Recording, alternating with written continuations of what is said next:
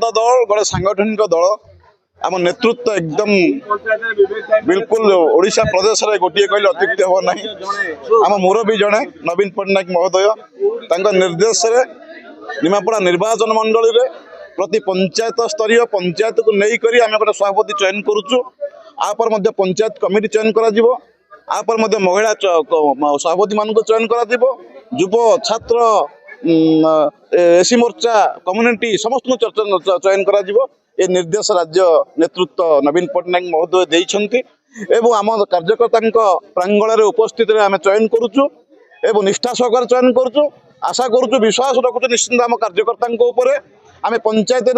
निश्चिंत 100% जयलाभ करूँ ward member ठार लगे पीएस मेंबर पर्यंत पीएस मेंबर ठूँ लगे सरपंच पर्यंत सरपंच लगे आम जिला परिषद पर्यंत आम सब जयलाभ करूँ एवं विजु जनता दल मर्यादा रक्षा करूँ ओडिशा प्रदेश मर्यादा रक्षा करूँ एवं पूरी जिले मर्यादा रक्षा करूँ एवं नवीन पट्टनायक मर्यादा रखू बस जय जगन्नाथ। आज आमर निमापड़ा ब्लॉक अंतर्गत 21 नंबर जोन रो सांगठनिक निर्वाचन बैठक थिला। तो आमर प्रत्येक पंचायत को दायित्व दिया पंचायत सबु वार्ड रो नेतृत्व माने बसिकी सभापति चयन करंतु बोली। तो आमर ए जोन रो 5टी पंचायत रो आज सभापति एठी घोषणा करागला विधिवत सर्वसम्मति क्रमे सेटा चयन कराही। तो आउ जो 2टी पंचायत अच्छी सेठी पुणी थरे आमे बैठक करिकरी सेठी पंचायत रे ताकू आमे